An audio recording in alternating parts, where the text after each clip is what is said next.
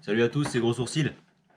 Vous êtes bien sur ma chaîne et malheureusement, je pense que c'est peut-être ma dernière vidéo. Je sais que vous allez être en souffrance, mais pas autant que moi. Alors, c'est dommage parce qu'en plus, je commençais à gagner des abonnés de façon quotidienne. Donc, ça tombe vraiment mal d'arrêter la chaîne de cette façon-là. Mais c'est parce que je vais me lancer dans l'électricité automobile. Et donc, je pense que ma durée de vie est à peu près inférieure à 20 minutes. Même en 24 volts, je suis capable de me faire mal. Donc en fait, dans mon Toyota de 1986, qui va avoir 35 ans là, j'ai envie de rajouter une option, qui me permettrait de surveiller mes batteries en fait. Parce que ça, c'est la hantise de tous les gens qui dorment dans la nature ou dans la montagne, etc. C'est pas démarrer le matin parce qu'on a déchargé la batterie en utilisant un appareil le soir avant de dormir ou regarder un film sur l'ordinateur, etc.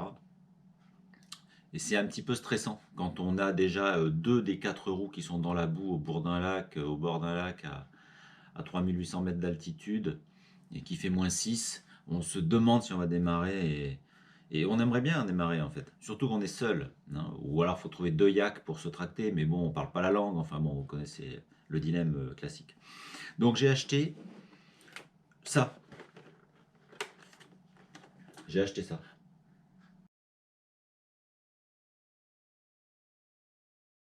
Et l'idée, c'est de vous montrer comment je l'ai installé dans ma voiture. Alors ça semble pas très compliqué sur la notice. Il y a deux fils, dont un est fourni en plus. Donc a priori, ça marche bien. Mais évidemment, la notice correspond jamais avec votre véhicule. On est bien d'accord. Parce que, par exemple, moi, je suis en 24 volts. Alors, l'appareil, il fonctionne je crois que c'est de 6 à 90 volts. Donc là, il n'y a pas de problème. Mais mes batteries, pour donner du 24 volts, elles sont en série, c'est deux batteries de 12 en série. Donc au niveau branchement, c'est pas exactement la même chose que ce qu'il y a sur le schéma ici. Mais je suis confiant. Confiant. Alors on va voir ça dehors. Salut à tous, c'est Gros Sourcil. Je me les gèle. Je suis dans le moteur de mon Toyota BJ75 et je vais vous montrer comment j'ai installé mon moniteur de batterie Victron dont je vous ai montré l'emballage juste avant là. Mais en fait, je ne l'ai pas fait tout seul, je l'ai fait avec Serge. Serge, c'est mon gendre. Il est un tout petit peu meilleur que moi en électricité automobile. Enfin, c'est ce qu'il dit. Il a des fusibles de 550 ampères. Enfin, j'y comprends rien. Donc, je dis on dans la vidéo. On a fait ceci, on a fait cela. Mais en fait, c'est lui. Et moi, je le regardais avec un petit peu les mains dans les poches. Donc, merci Serge. Donc là, on est à l'intérieur du véhicule. Et mon moniteur de batterie, il a un écran rond qui est là, qui est dans ma main, et qui donne les informations qui m'intéressent. Alors là, c'est la charge de la batterie. Donc vous voyez, donc 100%. Et puis si je manipule les boutons, j'ai la consommation, la tension des batteries, la consommation en ampères, la puissance délivrée, etc. Mais ça, je vous montrerai à la fin de la vidéo comment on peut le paramétrer. C'est très simple. Et comment on peut lire les informations sur l'écran. Donc pour l'instant, on va retourner dans le compartiment moteur et on va regarder comment on a fait les branchements sur... Ah, t'as combien de tension, toi, Serge? 12,8.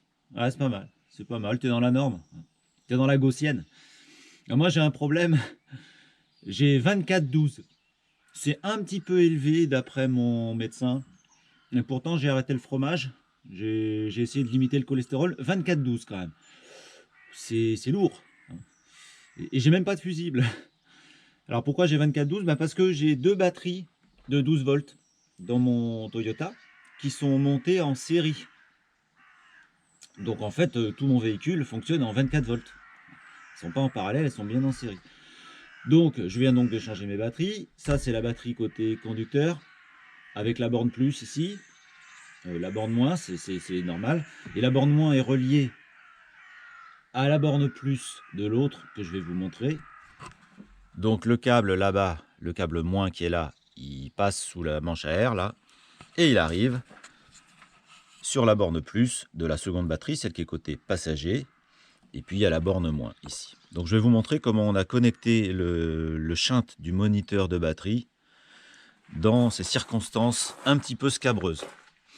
Donc première étape, savoir ce que c'est que le shunt, c'est lui. Donc c'est un dipôle, hein, on va dire, avec deux fixations ici, deux grosses vis dans lesquelles on va mettre des gros câbles de batterie. Bon, donc comment ça se présente? Alors si vous avez qu'une batterie, ça sera beaucoup plus facile, en tout cas un peu plus facile, parce que vous aurez que deux bornes.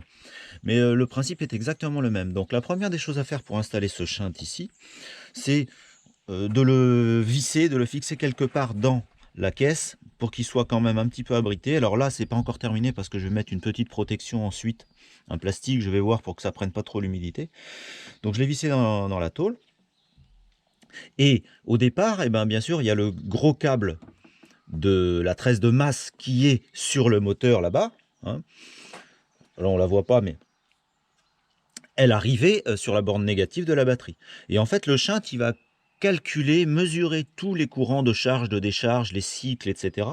qui vont se produire dans le véhicule. Et pour ça, il doit être connecté à la borne moins de la batterie. Donc en fait, le câble qui est sur le moteur et qui venait directement à la batterie, on l'a défait ici et on le fait simplement passer dans le shunt. Donc le câble, je le montre du doigt, hein, ça c'est le doigt. Donc le câble, il arrive ici et il rentre dans le shunt. Au lieu de venir sur la batterie, il vient ici sur cette borne, c'est marqué dessus. Hein. Et évidemment, ensuite, ça ressort sur l'autre borne et on a comment on dit, soudé, enfin, pas soudé, mais on a serti une cosse ici, un câble. Alors là, je vous préviens, il faut avoir une pince à sertir hydraulique parce que c'est vraiment du très gros câble. Et donc ce câble-là, lui, il retourne tranquillement sur la borne moins. Donc en fait, on a juste intercalé sur le câble de masse qui arrivait du moteur et qui allait à la batterie, on a intercalé le shunt, c'est tout. Voilà, c'est tout simple. Et c'est là que toutes les opérations de mesure et de contrôle vont s'effectuer.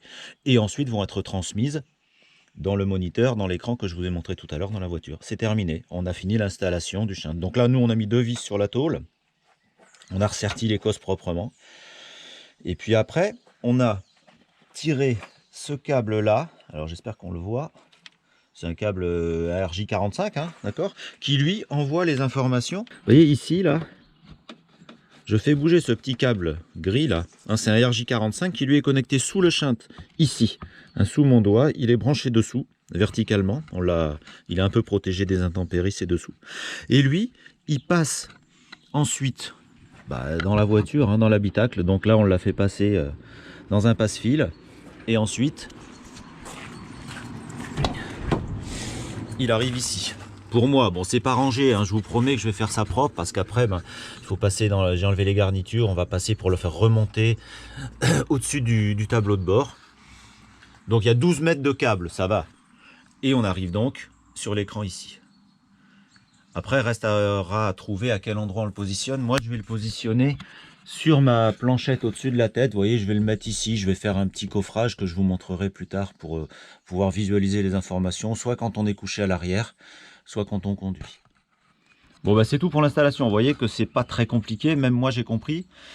Il y a juste une dernière chose à faire, c'est que ce shunt, pour qu'il puisse envoyer des informations au compteur là-bas, à l'écran, il faut quand même qu'il soit alimenté.